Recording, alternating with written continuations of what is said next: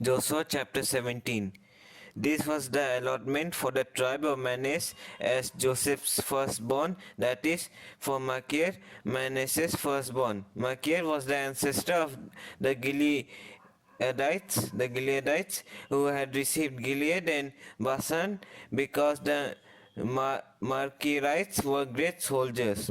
So this allotment was for the rest of the people of Menace, the clans of Abiezer, Helek, Asriel, Shechem, Hefer, and Shemida. These are the other male descendants of Menace, son of Joseph, by their clans. Now Zelophehad, son of Hefer, the son of Gilead, the son of Machir, the son of Menace, had no sons but only daughters, whose names were Mala, Noah, Hoglah, Milcah, and Tirzah. They went to Eleazar the priest, Joshua son of Nun, and the leaders and said, "The Lord commanded Moses to give us an inheritance among our relatives." So Joshua gave them an inheritance along with the brothers of their father according to the Lord's command.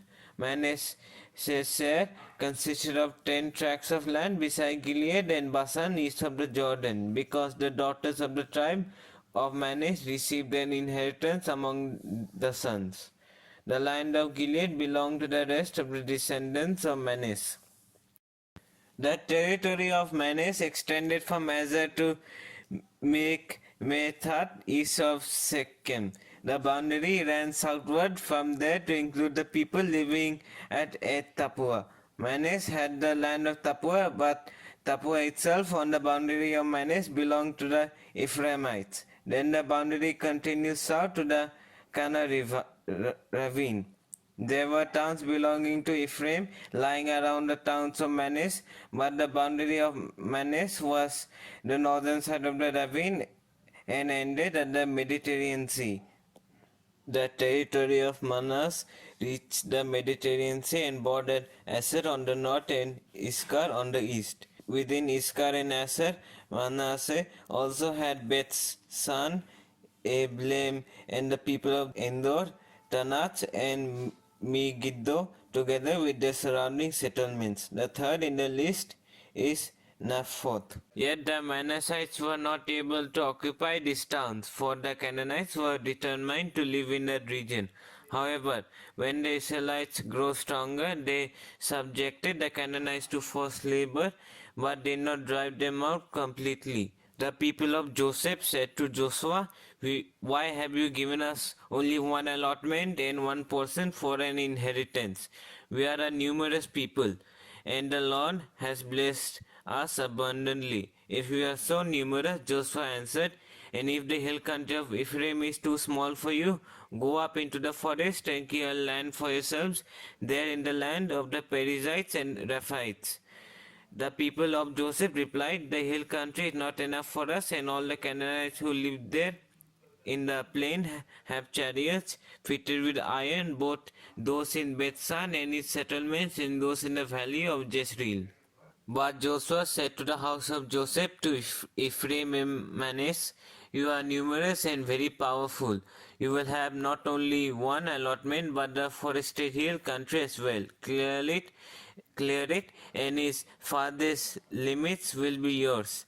Though the Canaanites have chariots fitted with iron, and though they are strong, you can drive them out." Joshua chapter 18. Division of the rest of the land. The whole assembly of the Israelites gathered at Shiloh and set up the tent of meeting there. The country was brought under their control, but there were still 7 Israelite tribes who had not yet received the inheritance. So Joshua said to the Israelites, "How long will you wait before you begin to take possession of the land that the Lord, the God of your ancestors, has given you? Appoint 3 men from each tribe. I will send them out to make a survey of the land and to write a description of it according to the inheritance of each. Then they will return to me. You are to divide the land into 7 parts. Judah is to remain in its territory on the south, and the house of Joseph on its territory on the north. After you have written descriptions of the 7 parts of the land, bring them here to me, and I will cast lots for you in the presence of the Lord our God. The Levites, however, do not get a portion among you because the priestly service of the Lord is their inheritance. In Gad, Reuben and the half-tribe of Menace have already received their inheritance on the east side of the Jordan. Moses, the servant of the Lord, gave it to them. As the men started on their way to map out the land, Joshua instructed them, "Go and make a survey of the land and write a description of it. Then return to me, and I will cast lots for you here at Shiloh in the presence of the Lord." So they left and went through the land. They wrote its description on a scroll, town by town, in 7 parts, and returned to Joshua in the camp at Shiloh. Joshua then cast lots for them in Shiloh in the presence of the Lord, and there he distributed the land to the Israelites according to the tribal divisions. Allotment for Benjamin. The first lot came up for the tribe of Benjamin according to its clans. Their allotted territory lay between the tribes of Judah and Joseph.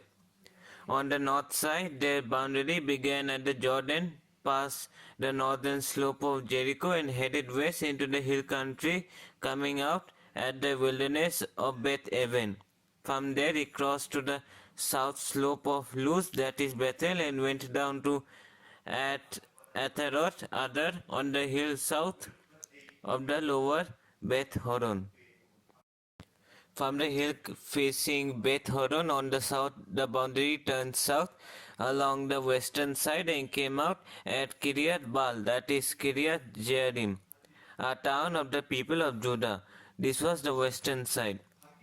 The southern side began at the outskirts of Kiryat Jearim on the west, and the boundary came out at the spring of the waters of Naftali.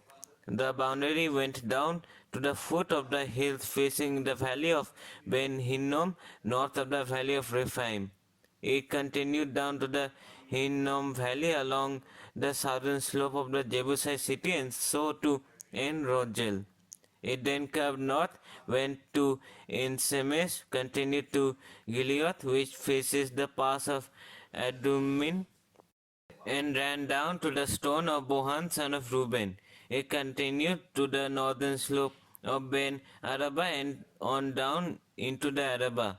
It then went to the northern slope of Beth Hogla and came out at the northern bay of the Dead Sea, at the mouth of the Jordan in the south. This was the southern boundary.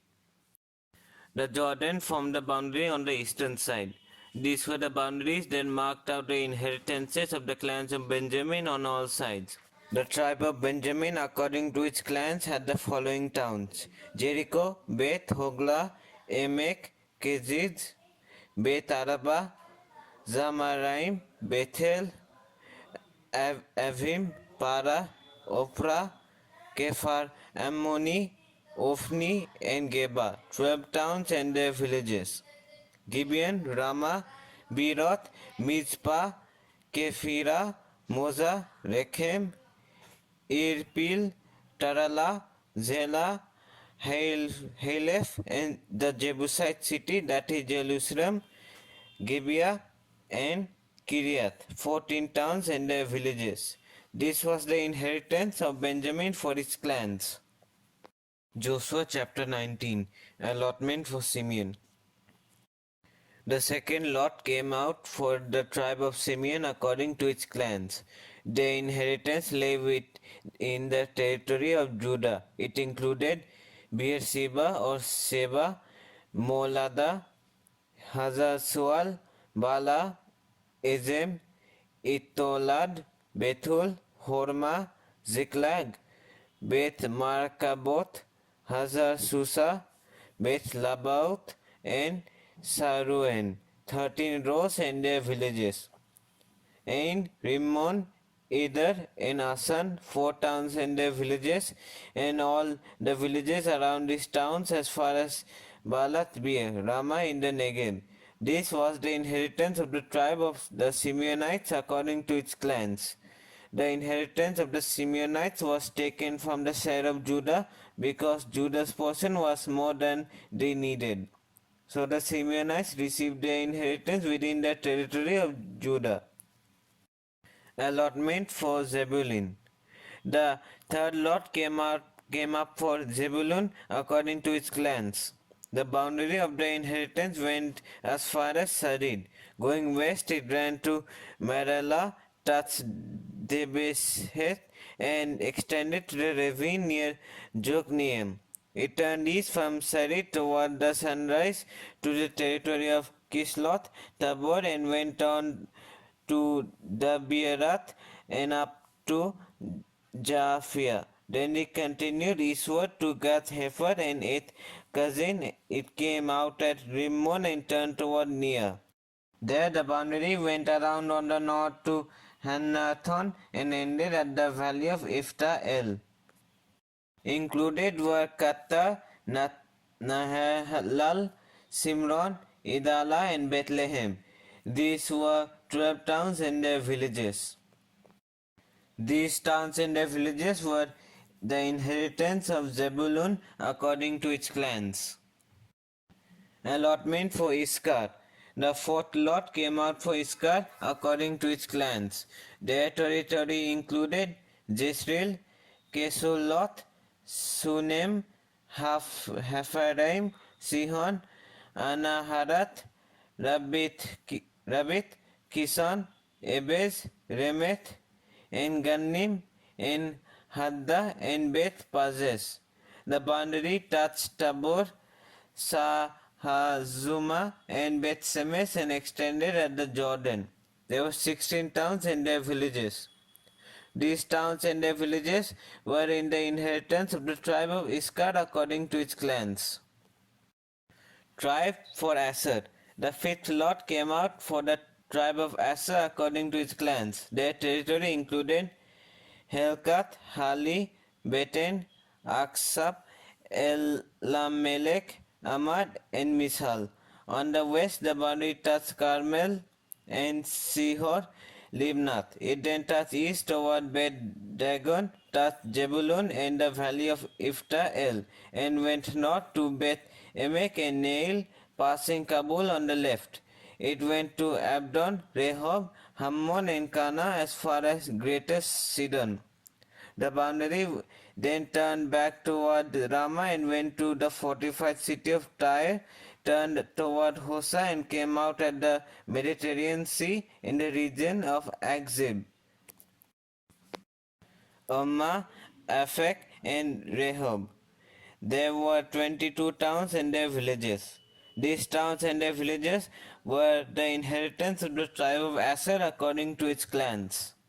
Allotment for Naftali. The sixth lot came out for Naftali according to its clans. Their boundary went from Helef and a large tree in Zanamin, passing Adami, Nekeb, and Jabneel to Lakum and ending at the Jordan. The boundary ran west through Asnot, Tabor, and came out at Hukkok.